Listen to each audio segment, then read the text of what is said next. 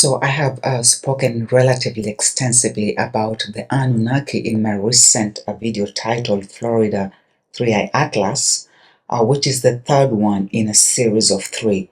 Please watch all those three videos. Here I just want to show a quick ritual that was performed by Trump for these entities, and I think this was a major one. So these Anunnaki are their gods. All rituals are for them or towards them. And I'm just sitting here trying to figure out how this all fits in with the one world order, which will be headed, as we all know, by Obama, and how these entities fit into that mix. I mean, will they come to the forefront sometime, or will they just stay in the background? I don't know right now, but I'm sure the Almighty God will reveal this information to us, at least to me soon, and I'll let you know. So we know these entities once actually ruled the world physically, and will they do it again? Maybe. I don't know, but I hear people bragging about their return. We need to be careful that we are not deceived, like it says in Matthew 24:4. And Jesus answered and said unto them, take heed that no man deceive you. Don't pay attention to them. Welcome, welcome, welcome to the divine platform. All I do here is for the edification of the Most High and for the restoration of His kingdom. And yes, I can do all these things through Christ, which strengthens me, like it says in Philippians 4:13. And may the words of my mouth and the meditations of my heart be acceptable in thy sight, O Lord, my strength and my Redeemer. Psalms 19:14. So I will give just a quick summary of who this or what these entities are for those who have not watched the series on Florida, but please go back and watch them, because I'll do more videos and I'll just focus on these entities. So who are the Anunnaki? Well, basically it's three entities. Anu was the father, Enlil the older son, and Enki the younger son. These entities have ruled before, and I believe they're descended from the Watchers or the fallen angels. People say those are two different entities. I'm still trying to figure that out. So I have their names here in Sumerian and Akkadian, and each one of their names begins with a wheel. And this will be a whole other video, because I'll just do a whole video on that. But I have their names here just for you to pay attention to them and look around you, because you'll start seeing this architecture around you. And this is the wheel. I think when they say you don't need to reinvent the wheel, maybe this is what they're talking about. Okay, so these Decepticons, they use a lot of euphemisms and name changes to hide their identity. And if one is not discerning, if one is not aware and alert, they will miss the fact that it's the same entity coming back with a different dress, changes in different identities, but it's the same person.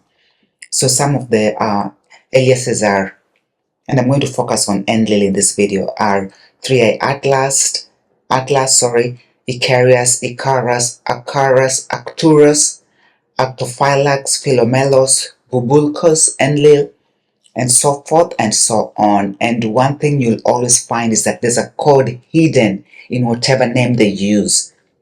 So if you just pay sufficient attention and a little bit of work here and there, you'll always find there's a code hidden in their names. It's like there's a tethering all along the way.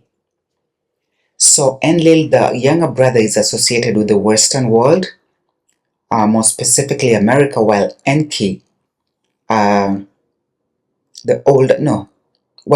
is associated with Africa. Enlil is the older brother and Enki is the younger brother. Okay. So these are Nibiru entities. And this Nibiru looks like a dragon on fire. And these entities are cyborg-ish. They're really mostly heavy metal. And if you've worked in a lab or in a smelting plant, when metals burn, the amount of fire they give up, iron can burn, but the fire is so strong, it's so fiery, it's so fiery, it's a furious fire. And I think these entities, they're also dragons that are breathing fire. So Nibiru is not what people think it is. We need to be careful. Anyway, these entities are heavy metal droids, like the Iron Man, Burning Man. All those festivals and rituals are for these entities. But they are reptilian, insect. They have so many DNA in them trying to create an organic being that's like God, but they cannot. But anyways, whatever, they can also masquerade as human, but that's a masquerade. Yeah, they're not humans, they're alien. They're described as dragons, meteoroids, asteroids, androids. They're all the Anunnaki. And there's that RD code here. Like I said, there's always a code that keeps on tying them from one thing to the next. And the RD code here is 184. And if you've watched my videos, 1 has the same value as 0 sometimes. So here that RD code is really just 84, which is Obama's birthday. So that ties him into all this. But that Aroid name, they're androids, androgynous entities. And then remember that baseball player, that A-Rod. I think he was famous more for his name than anything. And then Herod the king, definitely an Anunnaki because that ties him into this. And a lot of these famous people we know there are not real humans anyways. So like Herod, I don't know, was he human or not? I don't know. I just don't want to say it here. And they rule us with the iron rod. These are the same people who will railroad you, and they do that all the time. So, okay, we need to pay attention to how they present themselves. And okay, so this short video is actually focused on Enlil, and the ritual I show here is really about Enlil, and he's associated with the plowman, or referred to as a plowman, the herdsman, friend of apples, lover of fruit. So that's very agricultural. And then also he's a watcher, so we know he's one of those fallen angels, or guardian of the bear, guardian of the north. Those are watcher descriptives. But mostly he's a patron to farmers, like I showed here. Enlil is a patron to farmers. So most rituals they do are towards at least that. And of course, we know his other ritual is the sword, which I'll talk about in another video. Like I'll talk about the wheel. So I'll do a bunch of series, short videos about these entities. So the people who acknowledge these entities, who are also likely their progeny, like, your leaders. Actually, this Anunnaki are considered, I think, the royal seed by these entities, so a lot of these leaders come from this seed line. But we need to know that it's, the princely seed, but they're not like real, But anyway, a lot of these people are required to perform rituals to appease them, to honor them, and to hasten their return. Okay? And I don't know if you pay attention, the current administration we have right now is full of cyborgs and droids. I mean, it's just full of androids and cyborgs. And if you just watch carefully, it should be easy to see.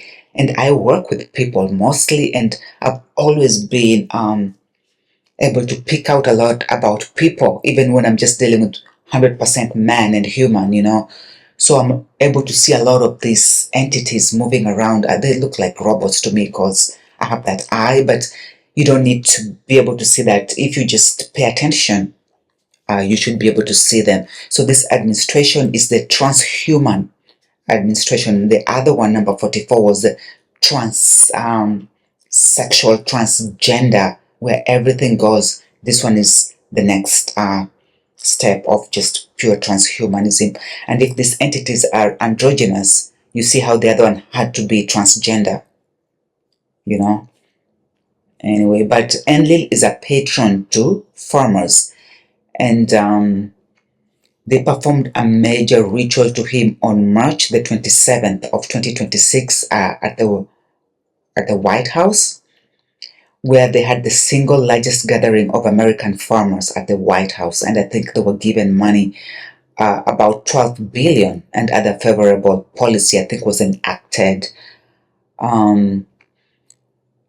But we know during the tariffs, the person who was most affected was the farmers as well.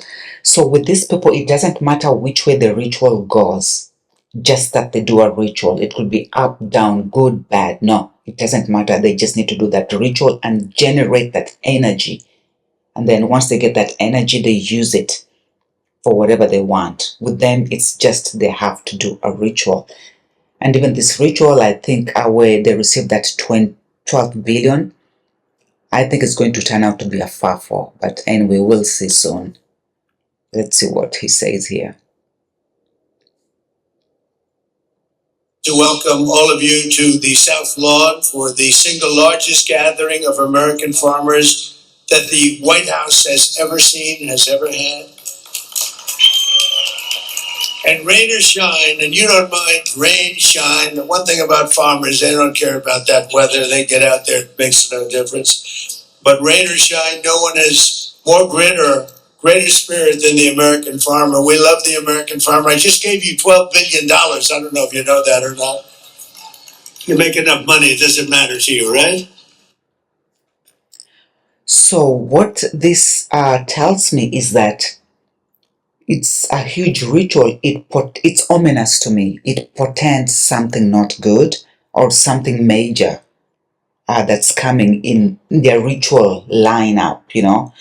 And it's because of this entity and him being a patron to the farmers that, and him being over the Western world, more specifically America, that America has been labeled as the breadbasket of the world, even though it has less arid land than other parts of the world. But they will do anything to make this land the breadbasket of the world. They will enact policies that punish other countries or other lands that can produce food.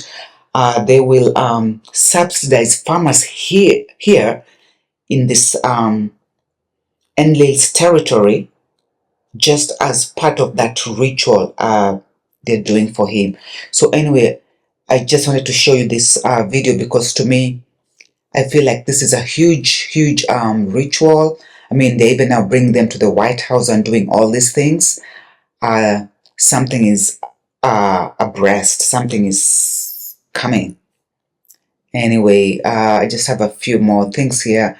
Oh yes, so during those world fairs, and you know, most fairs are usually held for agricultural products, and they're held all over the world usually.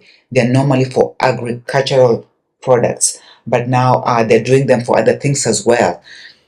But in 1915 in San Francisco, there was even a palace of horticulture, which is the science and art of growing fruits, vegetables, flowers. So it's still a farming practice. They had a whole palace built. Whom were they building that palace for? So probably that entity showed up, I don't know, or in some guise, because you just don't build a whole palace for, for horticulture. You don't do that. And I also believe that mud flying is divine judgment against these false light structures that defile the land. So this palace defiles the land. And I want you to pay attention to the dome shape and then connect it to a lot of structures that are normally dome shaped. And my next video, one in this series, will be the dome shaped buildings. Anyways, so I just want to quickly show you that. And by the way, they defile the land. They kind of feel like they own the land. These are the people who will, whatever land they land on, they think they own it. Reminds me of that song by, what was that lady? I can't remember her name. But she said, you think you own every land you land on. These are the people. These are the insectilians or the insectoids that are archetype. They will just land anywhere and start their business, They land on your face. The mosquitoes will just land on you and bite you. You know what I'm saying?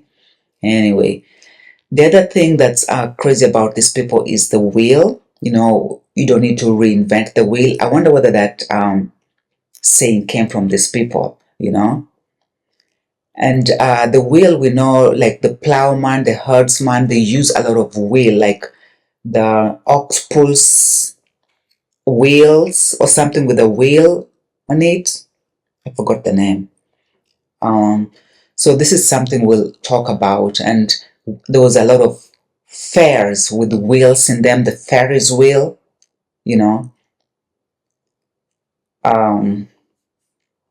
So even those fairs, like I said, pay homage to, especially or more specifically, Enlil, to the Anunnaki, but more specifically Enlil.